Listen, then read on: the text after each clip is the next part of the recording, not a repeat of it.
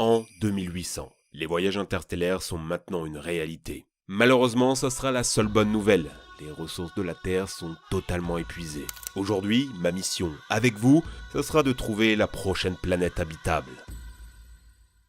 Elle devra répondre à une dizaine de critères dont vous ignorez peut-être l'importance. Comment la trouver? Quelles sont nos chances de pouvoir vivre ailleurs qu'ici? Partons donc pour ce voyage qui va nous en apprendre beaucoup sur ce grand coup de chance qu'est la vie.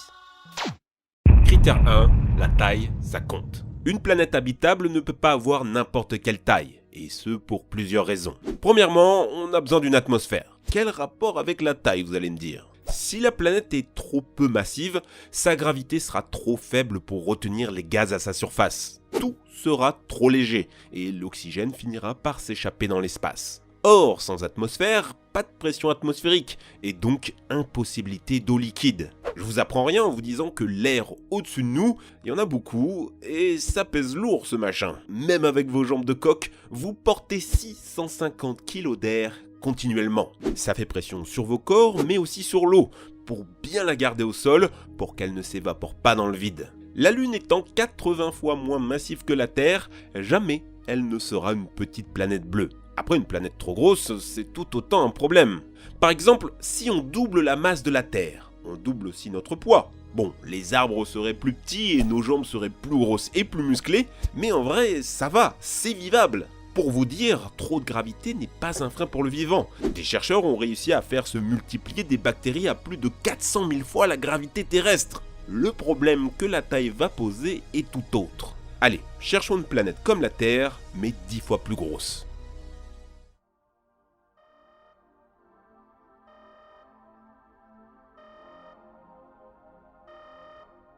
Voilà, on y est. Mais qu'est-ce que c'est que ça?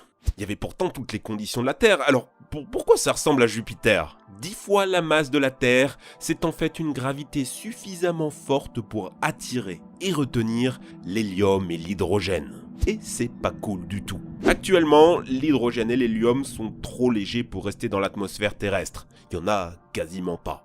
Avec trop de gravité, ces gaz finiraient par s'accumuler au point de transformer la Terre en petite géante gazeuse. Et c'est ce qu'on voit à travers notre hublot. Malheureusement, il y a un autre facteur de taille qui va jouer, la taille du Soleil. Notre Soleil est loin d'être idéal. Il est trop gros et consomme trop rapidement son carburant. Ce qu'il y a d'étrange, c'est qu'à cause des lois de la gravité, quand un Soleil perd de la matière, il ne rétrécit pas, il grossit. D'ici 5 milliards d'années, notre Soleil sera si gros que la Terre sera absorbée dedans. En fait, un gros soleil ne dure pas suffisamment longtemps pour laisser à la vie le temps de naître.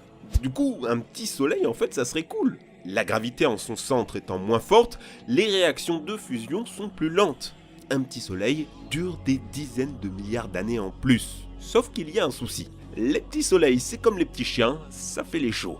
Leur activité solaire est beaucoup plus intense et explosive, si bien qu'il est probable que toute la vie possible ait été balayée par une éruption solaire. Surtout qu'avec un petit soleil, pour avoir chaud, il faut être plus proche. Et en s'approchant, la rotation de la planète a de grandes chances d'être perturbée au point d'arrêter de tourner sur elle-même. Enfin, pour être exact, de ralentir au point de synchroniser sa rotation avec l'astre. La planète aura une phase toujours exposée au soleil et une autre toujours dans la nuit. C'est ce qu'on appelle un tidal locking. Au nord, la chaleur est infernale. Au sud, la nuit glaciale. La vie n'est alors possible que sur les contours, plongés dans un coucher de soleil éternel. Mais ça marche pas. La rotation très lente de ces planètes va impacter leur champ magnétique. Comme vous le savez, au cœur de notre planète, il y a du métal.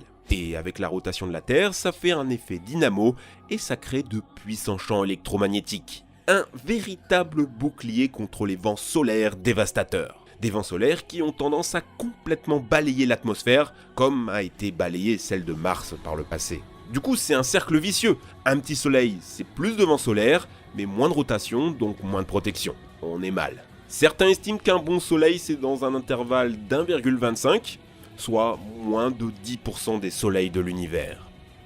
Critère 2, la position. La taille et la position, on est vraiment en train de parler de planète là? Vous connaissez sûrement le principe de zone d'habitabilité. Une planète pas trop près du soleil pour pas avoir trop chaud et pas trop loin non plus pour pas se l'écailler. On appelle les planètes dans cette zone les planètes boucles d'or. Sauf que sur ces images, on dirait quelque chose d'immense. Dans la réalité, la zone d'habitabilité, c'est à peine 0,6% du système solaire. La marge pour trouver une planète est toute petite. Sur les 4000 exoplanètes découvertes, seule une petite vingtaine se situerait dans cette zone. Ça élimine 99,5% des planètes.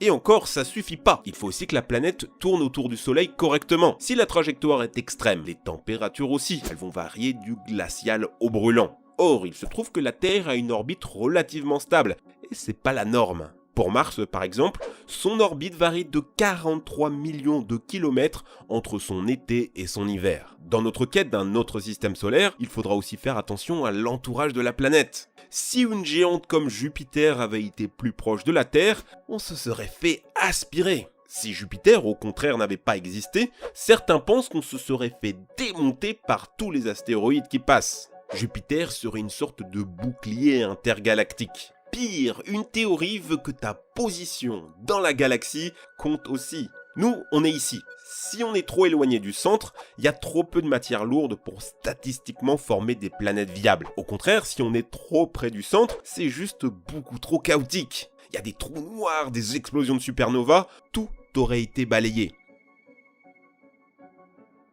Après, disons-le, la vie peut quand même naître dans des zones extrêmes. Même s'il y a des radiations, même s'il fait très froid, sur une des lunes de Jupiter et de Saturne, on pense qu'il y a des volcans et des océans capables de faire naître la vie. Bon, après, c'est juste des microbes, donc est-ce que c'est vraiment ça qu'on cherche ? Critère 3, la chimie. Pourquoi l'eau est si essentielle à la vie ? Il y a 3 raisons très simples. 1, c'est un solvant universel au pH neutre, qui peut se mélanger avec presque tout et déclencher tout un tas de réactions chimiques. 2, l'eau gèle de haut en bas. Ça peut paraître anodin, mais ça permet de maintenir de l'eau liquide en dessous de la glace qui flotte. Si ça gelait par en dessous, pendant les périodes glaciaires, toute la vie aurait été anéantie. La 3e raison, c'est ça. Si vous avez été au lycée, vous savez ce que c'est. C'est un diagramme de transition de phase. Pour faire simple, l'eau, ça gèle à 0 degré et ça s'évapore à 100. Ces chiffres vont changer selon la pression.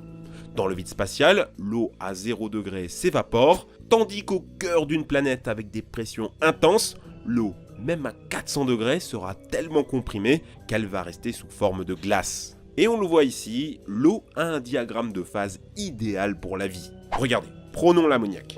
Sachez-le, c'est un solvant meilleur que l'eau pour les molécules organiques. Sauf qu'il s'évapore à 38 degrés. Une vie basée sur l'ammoniac comme liquide de vie, ça tiendrait pas l'été. Le problème, c'est que les réactions chimiques qui permettent la vie ont besoin de températures relativement chaudes.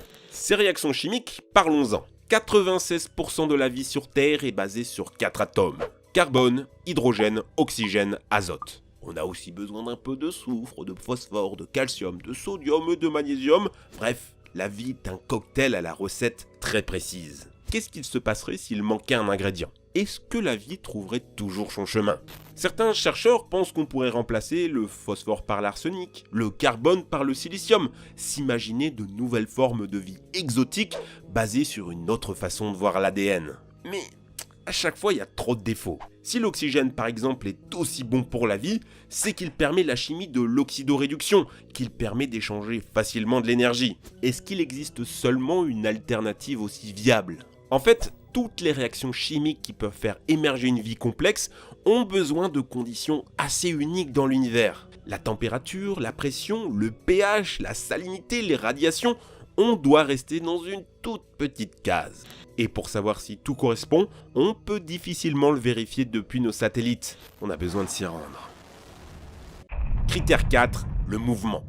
Les gars, ça y est, on a trouvé la planète parfaite. Bonne taille, bonne température et de l'eau partout. Regardez! Pourtant, en regardant par le hublot, un frisson vous parcourt l'échine.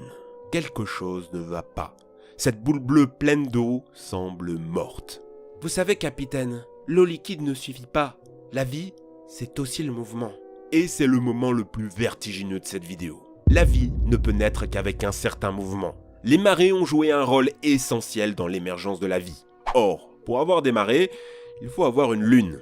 Mais pas n'importe quelle taille ou n'importe quelle distance. Une lune trop grosse et l'eau pourrait se retrouver concentrée sur une seule face, provoquant des vagues gigantesques comme dans Interstellar. Une lune ne bouge pas que la mer, elle soulève aussi légèrement la Terre, ce qui est important pour garantir un deuxième mouvement essentiel, la tectonique des plaques et le volcanisme. Les volcans sont nos amis. Ils permettent de remonter à la surface des éléments qui s'étaient enfoncés dans le sol. Un des éléments essentiels à la vie, c'est le CO2. Tout le monde déteste le CO2, alors que c'est un méga bro qui nous a déjà sauvé la vie. Contrairement à ce que vous pensez, il y en a très peu dans l'atmosphère. 0,041%.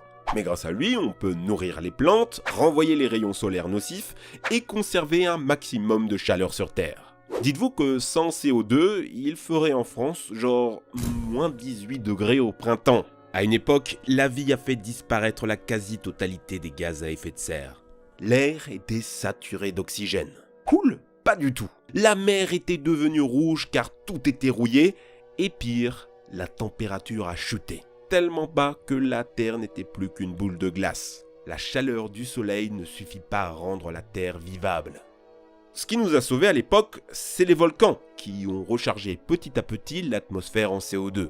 Juste, encore une fois, il faut la dose parfaite. Sur Vénus, s'il y avait beaucoup moins de CO2, la planète serait sûrement habitable. Là, il y en a trop, donc c'est mort. Mais vous savez quoi? Tout ça n'est même pas suffisant pour une vie complexe. La vitesse de rotation de la Terre et son inclinaison sont aussi un critère essentiel. Si on changeait l'axe de la Terre, il n'y aurait plus de saison, juste un côté très chaud et un autre très froid. Si la Terre tournait un peu plus lentement, ça aurait un effet catastrophique sur la circulation du chaud et du froid entre l'équateur et les pôles, ce qui aurait un effet sur l'apparition des nuages, donc de la pluie, donc de la vie. Tout ça me semble beaucoup trop précis. Fin du voyage. Ça y est, les réserves de carburant du vaisseau sont au plus bas. On a cherché partout, mais on n'a trouvé aucune planète pour accueillir l'humanité. Pourtant, dans les années 2020, on parlait de planètes super habitables, des endroits où les conditions seraient meilleures que la Terre. Une planète plus grosse, des continents plus petits, plus d'oxygène, plus de vie. Mais c'était un fantasme. Évidemment, notre quête aujourd'hui était très anthropocentrée. La vie telle qu'elle existe sur Terre existe parce qu'elle s'est adaptée pour la Terre. Dans d'autres conditions, la vie serait différente, mais ça reste la vie. Ce qui ne change pas par contre, c'est les lois chimiques qui régissent la complexité. Et de ce point de vue-là, tu dois cocher toutes ces cases, ces 20 critères, tout ça dans un tout petit intervalle, déjà très rare dans l'univers. C'est littéralement comme jouer au loto. Heureusement, parfois, il y a des gagnants. J'ai l'impression que la Terre est une équilibriste sur le fil de la vie. La Terre maintenant tant bien que mal ce tout petit écart qui permet le vivant. Un petit dérèglement et ça serait la chute dans la non-vie. La perspective devient encore plus vertigineuse quand on imagine que tous ces critères s'appliquent aussi aux lois même de la physique. Imaginez qu'on change un tout petit peu les valeurs de la gravité et de la force électromagnétique, le concept même de soleil n'existerait pas. Finalement, je me dis que la vie n'existe que parce qu'il existe une vie pour l'observer. Et malheureusement, en 2800, c'est fini. On n'a pas réussi à trouver d'autres planètes. On n'a plus de carburant, l'humanité n'aura définitivement pas de seconde chance. C'est pas grave. J'ai ma clope, j'ai mon whisky, je me dis que, comme Ulysse, au moins, on a fait un beau voyage.